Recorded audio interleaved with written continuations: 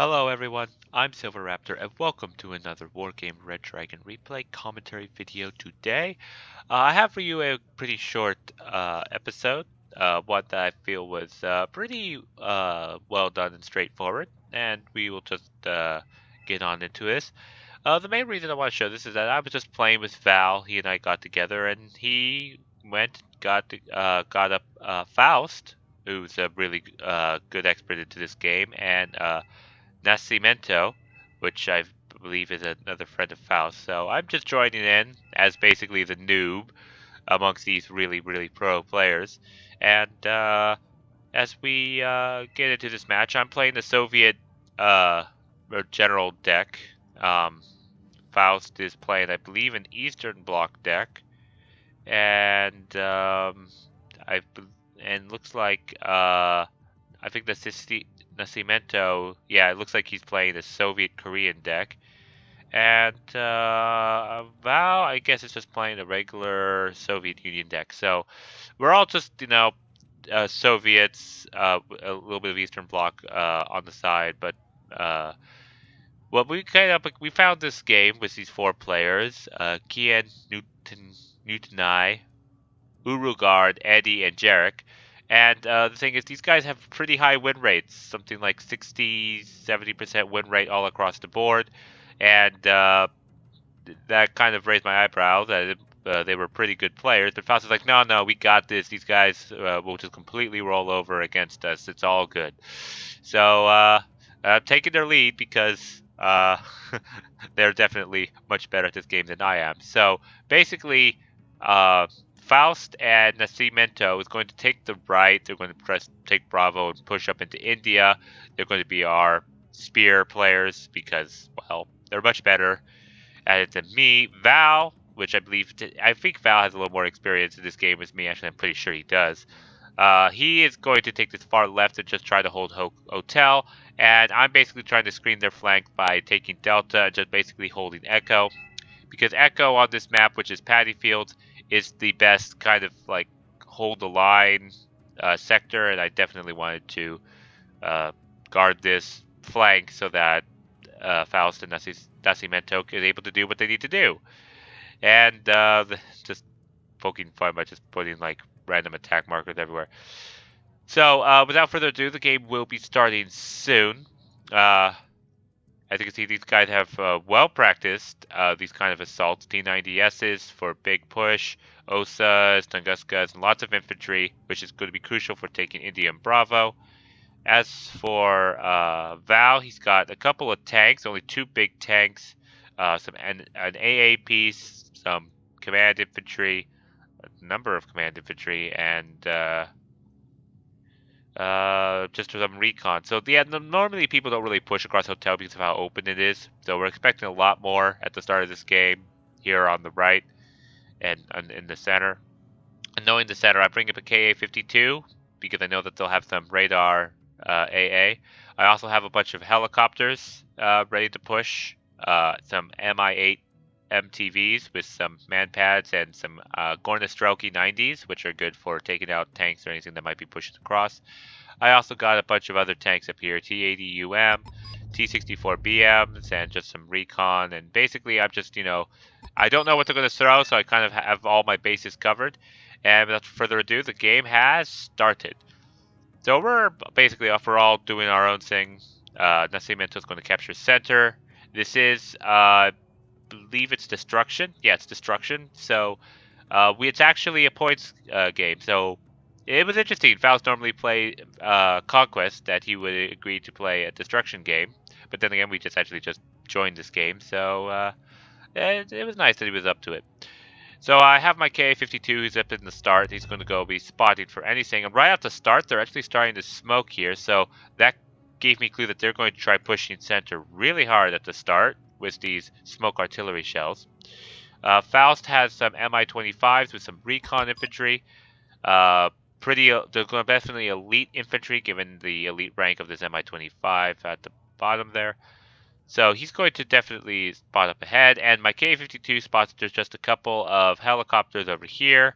I start trying to go over there, but when that Chinook lands, I realize that it's not going to be able to get it. One missile does go off, but it misses.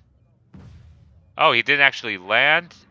Nice. Okay, so my K-52 does actually take out, looks like a recon squad there, as we see that there's some radar AA coming across. And here comes this main center convoy coming down the center. My BRDM-3 is going to try to hold him off as best he can with his autocannon. He's so far taken out a number of different vehicles. Some Kustiagra 90s have also been dropped. My Gornostroki have finally gotten into the buildings, and they're going to be able to open up with their missiles to take out these APCs. My BTR-90 is engaging as I lifted off my Mi-8 TVs, and with their massive rocket pods, 4 HE power, just absolutely rip apart these infantry and these APCs here in the center. Over here on the left, Faust's Mi-25 has been engaged heavily with enemy units, doing a good job holding them off while Faust brings in reinforcements, some recoilless rifle vehicles, which is very interesting. I do like that. The Mi-25 tries to get away, but the automatic hits it with its flak gun and is taking out the other Mi-25. But as you can see, Faust and Nascimento have this area really locked down, and they're going to be pushing hard into Ivan. Here in the center, they do have infantry here in the middle, but I do bring up my Mi-8 MTBs. Even though they're out of rocket pods, they do have machine guns, which I was using to just kind of pin and suppress the enemy. But now my Gornostroki have found the actual APC of the enemy, and so I'm falling back a little bit, but I should be able to take care of this infantry now that we've cut off the reinforcements. Meanwhile, Valh is in trouble. He's only got one T-72 BU, as all of these units are coming straight down, all these tanks, and is trying to hold them off. These are really cheap 10-point mobile guns, and they actually take out the BU, so all he has to defend his entire side is a couple of OSAs, and I think he invested a little too much on those 2 heavy tanks. He needed to have more fire support, but just the sheer number of enemy units was massive. So the enemy looks like they're going to be coming across further. This is the biggest worry, is that they actually start trying to cross this bridge, because we have absolutely nothing. So I bring an Su-24M. I did lose kind of sight of it. The BRDM-3 comes up and is trying to take out these units as quickly as he can. There's so many of them, and those OSAs are trying to fall back.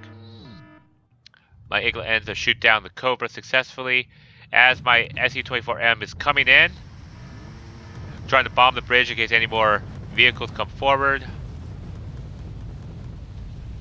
Nothing actually comes forward, but I think Valh's BRDM-3 will take over. But the enemy has decided they're going to flank me from the left. Now this is where the Gornostroki 90s come in, because I moved them back to about here, and they're going to be able to open up with their anti-tank missiles, which have a massive 26 AP power. Now the enemy does have a lot of guns, so my units are pretty panicked right now, but with these missiles it does kind of chase them off, and they definitely have to deal with these Gornostrokis if they're going to proceed forward. Valh tried to bring in a MiG-27 to kill something. Unfortunately, it does get taken out. But my T-80UM opened up with its anti-tank missile and managed to take out an STRV-121, which is basically the Scandinavian Leopard 2 tank variant. So I'm keeping my T-64BF. I am definitely going to be microing my tanks backwards and forwards. I want them to basically approach me, especially with these ATGM tanks scoring right on the mark. I'm going to be able to hold off this push. My T-64BM is taking lots of hits. I do try to back it up to get it away from the STRV-121, but it does get taken out as they do continue to advance forward. Meanwhile, knowing that the enemy invested so much on the left, it looks like Nascimento and Faust are going to be pushing forward and securing the entire right side. Faust took out another STRV with an anti-tank plane. My Gornostroki 90s are still in the back. They are panicked.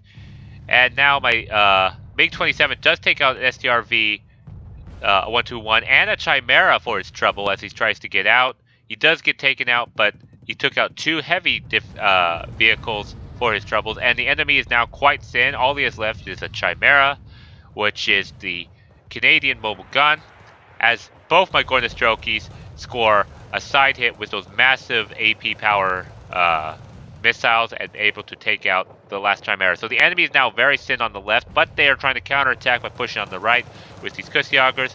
My Spetsnaz 90s are trying to hold them out, but the amount of fire is just providing a little too much, even though my T-80UM is then trying to provide some additional fire support.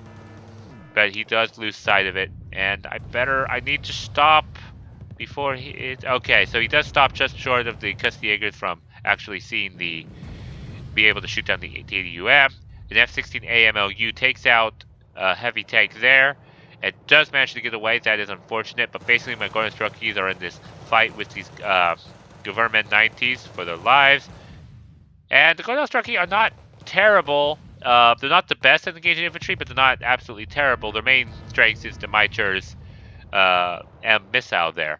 But in the meanwhile, while I have the enemy bogged down in the center here, Faust and Nascimento are taking full advantage of the enemy lack of presence here in the center, and they're basically just sweeping across through Michael, and I'm sure they're going to try to flank and just cut them off here into Cherad, and basically all these few units that they have left, due to the fact that we've killed so many, are going to be wiped out. The enemy does bring a Fennec TOW-2 missile. I need to get my T-80UM back to the forest, so it is reversing as much as possible. A TOW-2 does hit it in the face. If that second TOW-2 hits, that T-80UM is down. It misses, but he has one more missile, doesn't hit, and it does indeed hit. And so my T-80UM does so much, but it did actually die. But the command infantry is actually trying to open up on the TOW-2, and that's actually kind of bad, because now the enemy knows exactly where Faust's command infantry is, so he definitely needs to move that. But I do have reinforcements on the way. My Grundstroke did unfortunately die, but my Ka-52 does follow and get revenge and takes out that TOW-2. The rocket pod helicopters that used to bring in my infantry at the start of the game are refueled and ready to cause absolute mayhem against the enemy. A Ka-52 does die to an RBS Rover 90, so we do know that there are anti-air in here, but that does not scare me, as I've got 4 heavy rocket pod helicopters. I'm just waiting for him to open up with one of those missiles, and then he'd just be rocket podded in the face for his trouble. Unless somehow why did I turn that off? Alright, now I turned the weapons back on. So they begin opening up with their machine guns and their rocket pods. These Bisons are going to stand no chance, especially backed up by an Mi-24D with its Fleta missiles. Infantry begin opening up, and the Mi-24D also begins to open up with its minigun. My Spetsnaz do die, unfortunately, to the amount of infantry that was there. But I do bring up some secondary Spetsnaz here on the right.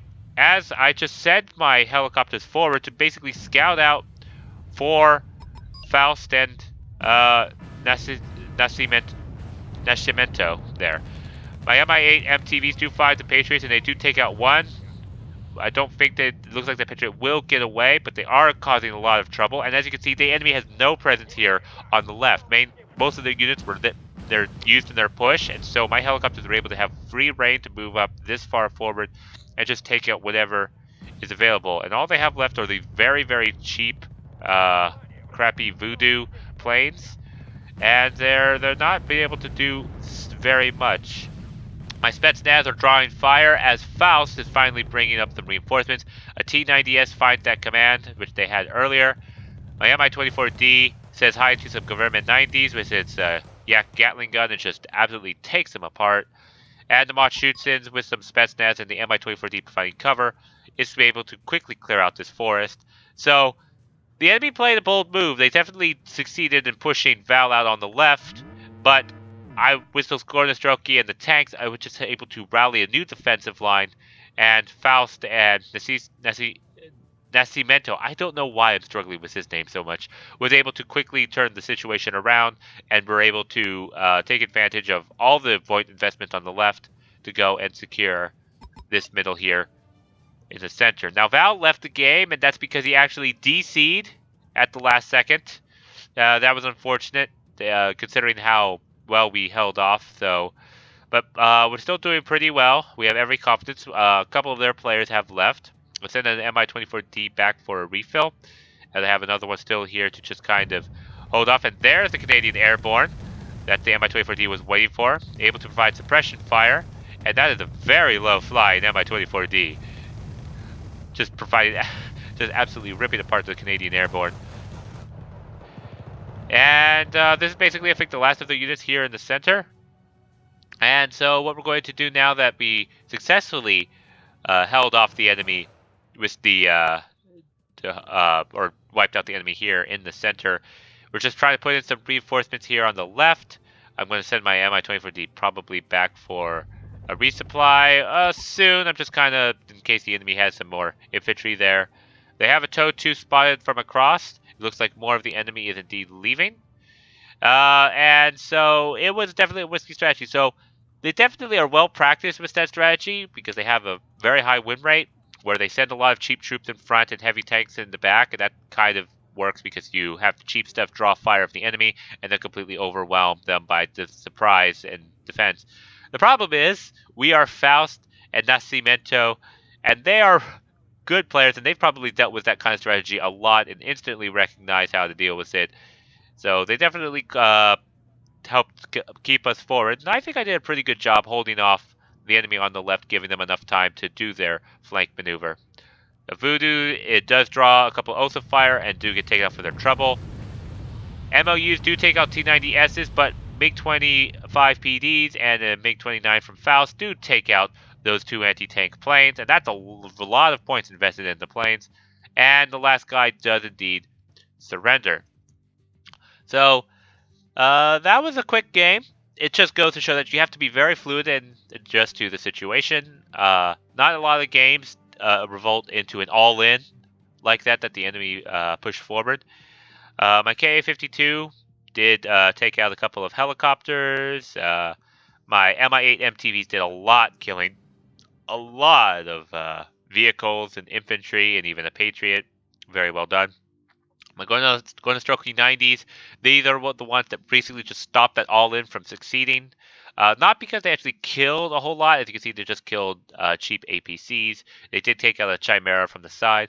But the main reason what these going to stroke did is that just their sheer presence, because of those massive AP rockets, caused the enemy to have to deal with them. And at the same time, I had the T-80UM and the T-64BM in a different angle and direction. So if the enemy tried to take out either the Gonastrelki, then they would be side-shotted by these T-80UM and T-64BM. But if they try to take out these tanks, then they'd be being side-shotted from the Gonastrelki 90. So I basically pincered the enemy, and because of that pincer, they had to stop for a moment and try to figure out how to break through, and that gave Faust and Nascimento enough time to flank around and basically do their thing and just be awesome because let's face it, they're awesome players. At my MiG-27 props, I remember this kill. I was only aiming for this STRV-121, and I expected only to get this kill. As he was finished this kill and was flying back up, he basically got, just for a split second, the Chimera in his sight and basically fired his last missile, and it got into his side. So definitely worth it, with even though this plane was sacrificed himself. Definitely did a good job. And the Mi-24Ds able to just provide fire support with their Gatling gun. And those Gatling guns are very scary against infantry up close. So definitely very good support APC, or I guess helicopter, that brings in infantry at the start. And I did pretty well. Actually, I don't know how I got the highest score in the game. Well, at least in kills. Faust had the better KDR than I did, but I guess having to form an emergency second line after Valh's collapse, because, I mean, let's face it, no one was expecting that all in. But that was a really good game, so thank you all so much for watching. I know this was a bit quick, and I do promise to get out a much longer Wargame video in the future. But please do like, comment, and subscribe if you enjoyed this and would like some more Wargame content, and I will see you all in the next video. Thank you very much, and goodbye.